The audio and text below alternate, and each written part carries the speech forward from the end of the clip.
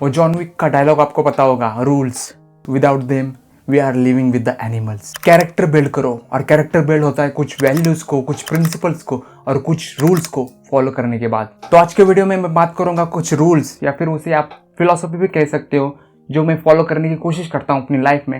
मैं कोई परफेक्ट इंसान नहीं हूँ, इसलिए उसे हर वक्त फॉलो करना मुश्किल होता है, या फिर हर सिचुएशन में या फिर हर वक्त मैं उसे फॉलो ही करता हूँ ऐसा नहीं है, लेकिन मैं मैक्सिमम ट्राई करता हूँ कि मैं उनसे फॉलो करूँ। तो आज मैं 7 फिलॉसफी या फिर रूल्स की बात करूंगा जो मैं फॉलो करने की कोशिश करता हूँ। So let's begin. Number 1, expectations are the root of all problems. Buddha ने कहा था, high expectation will disappoint you but low expectation can surprise you. जब भी हम किसी चीज के लिए बहुत ज्यादा एक्सपेक्टेशन लगते हैं कि बहुत ज्यादा चांसेस होते हैं कि वो उस मामले में हम डिसअपॉइंट हो जाए, क्योंकि हर बार अपनी एक्सपेक्टेशन मीट हो जाए ये नहीं होता। उससे हमें फ्रस्ट्रेशन होता है, या फिर कहीं ना कहीं डाउट फील होता है हम पर, खुद पर, कि हम जो करना चाहते थे वो कर पाएंगे भी या नहीं, क्योंकि जो एक्सपेक्टेशन हम कर रहे थे वो मैच नहीं कर पाए, और मैच नहीं करने की वजह से हमारा कॉन्फिडेंस वहाँ पर लो हो जाता है। फॉर एग्जाम्पल, अगर आप कहीं घूमने चले जाएं और पहले से आपने बहुत सारे एक्सपेक्टेशन रख रहे हैं कि वहाँ पर बहुत अच्छा मौसम होगा, या फिर होटल बहुत बड़ा होगा, 5 स्टार की आपको सर्विस मिलेंगी, ऐसा अगर एक्सपेक्टेशन रख कर चले जाएंगे तो हो सकता है कि आप डिसअपॉइंट होगे। कुछ थोड़ा सा भी उसमें अगर चेंजेस आए, या फिर थोड़ा सा भी आपकी मर्जी से नहीं हो पाया, तो पूरा आपका ट्रिप या फिर पूरा आपका दिन खराब हो सकता है। इसलिए लो एक्सपेक्टेशन के साथ या फिर बिना कोई एक्सपेक्टेशन के साथ जाना बहुत अच्छा होता है, और उससे कोई मेंटल स्ट्रेस भी आपके ऊपर नहीं आएगा। रिसेंटली मैं केदारनाथ और बद्रीनाथ गया था, तो मुझे बहुत लोगों ने ऐसा पहले ही से डरा है कि वहाँ बहुत एक्सट्रीम लेवल का वेदर होता है, बहुत ही एल्टीट्यूड हाई है, तो सांस लेने में तकलीफ होती है वगैरह वगैरह। तो मैं पूरी तैयारी के साथ गया था, लेकिन एक्सपेक्टेशन पूरी तरीके से जीरो ही थे, क्योंकि मैं नहीं चाहता था कि मैं बहुत सारा एक्सपेक्टेशन रखूं कि मैं जब जाऊंगा तब वैसे वेदर नहीं होना चाहिए, मुझे कोई तकलीफ नहीं होनी चाहिए वो केदारनाथ की चढ़ाई करते वक्त। ऐसे एक्सपेक्टेशन रख कर अगर मैं जाता तो शायद मैं डिसअपॉइंट होता। इसलिए मैं पूरी तरीके से विदाउट एनी एक्सपेक्टेशन गया था, और जो भी प्रॉब्लम्स आएंगे उसे फेस करेंगे, उसे कैसे ही फेस कर उसे पास करेंगे, ऐसे सोचकर उसी मेंटेलिटी के साथ गया था। इसलिए मेरी ट्रिप बहुत अच्छी गई। Number 2, life is suffering. Buddha ने कहा था। बहुत कुछ फिलॉसफी पढ़ने के बाद, सुनने के बाद और एक्टिविटीज में जितना भी मेरा टाइम गया, उससे मैंने ये सीखा है, लोगों की ऐसी एक्सपेक्टेशन होती है कि जिंदगी के अंदर सुख ही सुख होना चाहिए, और उसके बीच में थोड़े थोड़े अगर दुख आ जाए तो कोई बात नहीं। लेकिन एक्चुअल में जितना मुझे समझ में आया, उतना मैं इतना जान चुका हूँ कि खुशी के अंदर गम नहीं होते, बल्कि दुखों के अंदर ही जिंदगी होती है, और दुखों के अंदर ही हमें थोड़ी बहुत बीच बीच में हैप्पीनेस मिलता है, और हम ये मान लेते हैं कि वही हैप्पीनेस जिंदगी भर रहना चाहिए। चाहे कुछ भी हो जाए, चाहे कितना भी गरीब हो जाए या फिर कितना भी अमीर हो जाए इंसान, उसकी ज़िंदगी में दुख रहेगा ही, और उसी दुख के अंदर बीच बीच में एक थोड़े से हैप्पीनेस के मोमेंट आएंगे, और उसे यही लगेगा कि ये हैप्पीनेस हमेशा रहना ही चाहिए। इसलिए बुद्धा ने जो बात कही है उसे मैं ज़्यादातर मानने की कोशिश करता हूँ कि चाहे कुछ भी मैं करूँ, चाहे कितने भी साल बीत जाए, सफरिंग ये रहेगा ही। ज़िंदगी में प्रॉब्लम्स आएंगे ही, उस प्रॉब्लम्स को बीट करते ही जाना ही है आखिर तक, जब तक जिंदगी है तब तक। और जब इस फिलॉसफी को, इस रियलिटी को जब एडॉप्ट कर लेते हो तो ज़िंदगी बहुत आसान हो जाती है, और ज़्यादा खुशियाँ अपनी ज़िंदगी में आ जाती है। मैं यही मान के चलता हूँ कि प्रॉब्लम्स तो आने वाले हैं, और प्रॉब्लम्स आ गए तो उसे फेस कैसे करेंगे यही पहले से ही डिसाइड कर मैं चलता हूँ। जैसे कि मार्कस एलरेस ने कहा था कि दिन के शुरुआत में ही मान के चलो कि बुरे लोग आपको मिलेंगे, आपके बारे में वो बुरा कहेंगे, और आपका दिन हो सकता है कि अच्छा ना ही जाए, हो सकता है कि आपकी मर्जी जैसा कुछ भी नहीं होगा। ऐसे ही पहले से ही आपने अगर मेंटेलिटी सुबह ही कर ली तो आपका दिन लो एक्सपेक्टेशन का होगा और बेहतर जाएगा, ऐसा मार्कस एलरेस ने कहा था मेडिटेशंस में। नंबर 3 फिलॉसफी है, भगवान कृष्ण ने कही थी कि कर्म करना ही तुम्हारा काम है, फल की चिंता मत करो। तो ये फिलॉसफी फॉलो करने की मैं कोशिश करता हूँ। हर बार जो कुछ भी काम करता हूँ उससे कोई एक्सपेक्टेशन नहीं रखता मैं। मेरे हाथ में सिर्फ कर्म करना है, और उसका फल मिलेगा नहीं मिलेगा मुझे पता नहीं, और उसी मेंटेलिटी के साथ मैं चलता हूँ। जो कुछ भी काम करो उससे एक्सपेक्टेशन नहीं रखता। मेरा जितना काम है उतना 100% मैं देने की कोशिश करता हूँ, बाकी उसका रिजल्ट जो भी आएगा नहीं आएगा उसके बारे में चिंता नहीं करना। और स्टोइसिज्म में भी इसकी बात होती है कि जो तुम्हारे कंट्रोल में नहीं है उसके बारे में सोचकर फालतू में अपना टाइम वक्त मत गवाओ, उससे और कुछ नहीं होगा। एंग्जाइटी होगी, स्ट्रेस होगा आपको, और ओवर थिंकिंग होगी। और सेनेका ने भी बहुत अच्छी बात कही थी कि man suffers more in imagination than reality. ये बात सच है।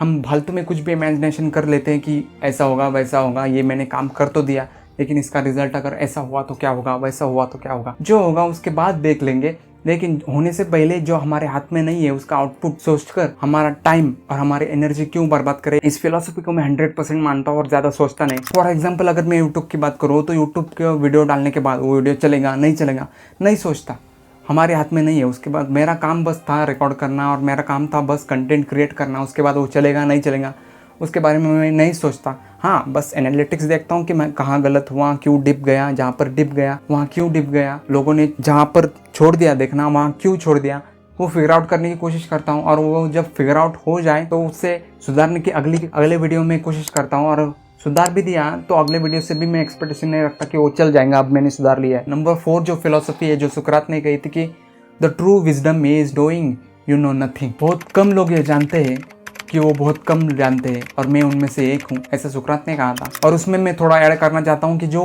कुछ भी नहीं जानते वो ऐसा मानते हैं कि वो सब कुछ जानते हैं, क्योंकि कोई मूर्ख ही होगा जो कह सकता है कि मैं सब कुछ जानता हूँ। जो अक्लमंद होता है, जो जिसके पास विजडम होता है, जो एक्चुअल में क्रिटिकल थिंकिंग या फिर लॉजिकल थिंकिंग करता है या फिर बहुत उसने अध्ययन किया हो, वो कभी भी नहीं कहेगा कि मैं सब कुछ जानता हूँ। नहीं, जैसे स्त्री मूवी में पंकज त्रिपाठी हमेशा कहते थे कि हम सब जानते। एक्चुअल में उन्हें कुछ पता नहीं होता, फिर भी वो कहते हैं कि हम सब कुछ जानते। इस प्रिंसिपल को मैं बहुत फॉलो करता हूँ, इसलिए हर एक से सीखने की कोशिश करता हूँ। और जो हर एक से सीखने की कोशिश करता है वो हर एक की बात सुनने की कोशिश करता है, क्योंकि उसे पता है कि उसे सब कुछ नहीं पता। क्योंकि हम जब बोलते हैं तो हम वही बोलते हैं जो हमें पता होता है, लेकिन जब हम सुनते हैं, बहुत ज़्यादा सुनने की जब कोशिश करते हैं, तो हो सकता है कि हम कुछ ऐसा सुने जो हमने पहले नहीं सुना है, जिससे हमारा विजडम बढ़े, जिससे हमारा नॉलेज बढ़े। इसलिए ज़्यादा सुनने की कोशिश करता हूँ और कम कहने की कोशिश करता हूँ। अगर आपको बहुत कुछ जानना है, सीखना है, अपने आप को डेवलप करना है तो ज़्यादा सुनिए और कम बोलिए। इसलिए कहा जाता है कि भगवान ने एक ही मुंह दिया है और 2 कान दिए। इसलिए अगर कोई बात कर रहा हो उसके बारे में अगर मुझे थोड़ा बहुत पता हो और वो सामने से मुझे बता रहा हो, तो मैं ये नहीं कहता कि मुझे इसके बारे में पता है। हो सकता है कि वो जो भी कहेगा उससे और कुछ नया नॉलेज मिल जाए उस टॉपिक पर, उससे मुझसे ज़्यादा उसे पता हो। और ग्रोथ माइंडसेट वही होता है जो हम हमेशा सुनने की कोशिश करता है, जानने की कोशिश करता है। उसे पता होता है कि उसे सब कुछ नहीं पता और इसलिए वो अपने कान हमेशा खुले रखता है। नंबर 5 फिलोसफी है कन्फ्यूशियस ने लिखी हुई, it doesn't matter how slowly you go as long as you don't stop. इसे मैं अप्लाई करता हूँ अपने यूट्यूब करियर में। मैंने अली अब्दाल से सीखा था कि यूट्यूब पर आप तभी फेल हो सकते हो जब आप क्विट कर दो। और उन्होंने कहा था कि वीकली अगर आप एक ही वीडियो डालते हो 2 सालों के लिए तो बहुत ज़्यादा चांसेस है कि आप यूट्यूब पर सक्सेस पाओगे, लेकिन आप तभी फेल हो जाओगे जब आप रुक जाओगे। यही बात कन्फ्यूशियस ने कही है कि इंसान अगर ग्रो कर रहा है, नो मैटर वो कितनी स्लोली स्पीड से ग्रो कर रहा है, उसे रोकना नहीं चाहिए as long as he doesn't stop. ये कोट हमें सिखाता है कि persistence is more important than speed. Consistent और स्टडी आपने अगर कोई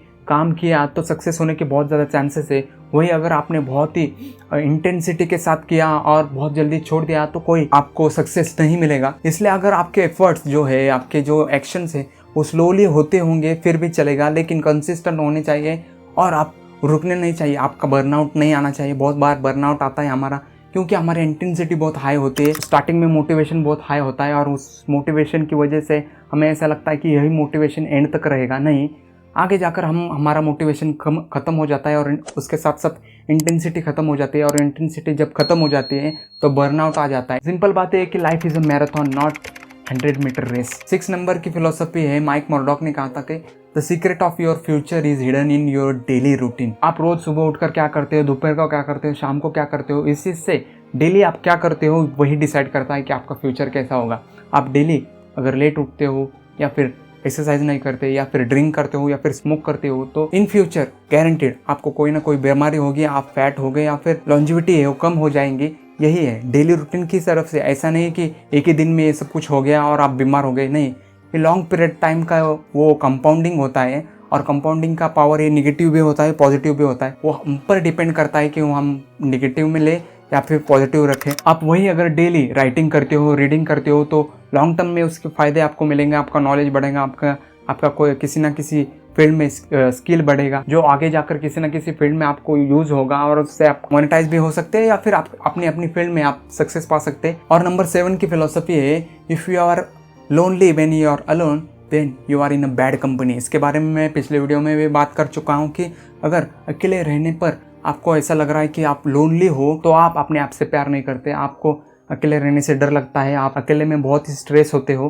और बहुत सारे लोगों को मैं देखता हूँ कि जो अकेले रहने से डरते हैं, क्योंकि अकेले में रहने से उनमें बहुत ही अजीब अजीब ऐसे ख्याल आते हैं, फ्यूचर का टेंशन होता है या फिर कोई भी फैमिली टेंशन हो या फिर वर्क का टेंशन हो, बहुत ही ज़्यादा होता है। फॉर एग्जाम्पल इमेजिन करो कि दो फ्रेंड्स हैं, आकाश और प्रकाश। आकाश जब भी अकेला होता है तो अपने आप को अकेले रहने से वो डरता है या फिर अवॉइड करता है, वो अपने आप से भागने की कोशिश करता है, इसलिए वो टीवी चालू करता है या फिर मोबाइल स्क्रॉल करता है या फिर दोस्तों को मिलने जाता है या फिर कुछ ना कुछ तो डिस्ट्रैक्शन वो ढूंढता है जिससे वो अपने आप के थॉट से, अपनी फीलिंग से मुकाबला ना करे, क्योंकि वो तैयार नहीं है या फिर उसे तैयार नहीं होना है। वही जो प्रकाश है वो अकेले में रहने में बहुत पसंद करता है। वो अकेले घूमने जाता है, अकेले या फिर अकेले बुक पढ़ता है या फिर कहीं अकेले जाकर शांति से बैठता है और सोचने लगता है कि उसके फ्यूचर के बारे में, करंट सिचुएशन के बारे में। This is all about building a relationship with your self. अपने आप से रिश्ता बनाने के लिए आपको अकेले रहना पड़ेगा। इसीलिए मैं ज़्यादा से ज़्यादा सोलो ट्रिप करता हूँ, अकेले जाता हूँ, अकेले रहता हूँ, अकेले पढ़ता हूँ और मैं दूसरों को ही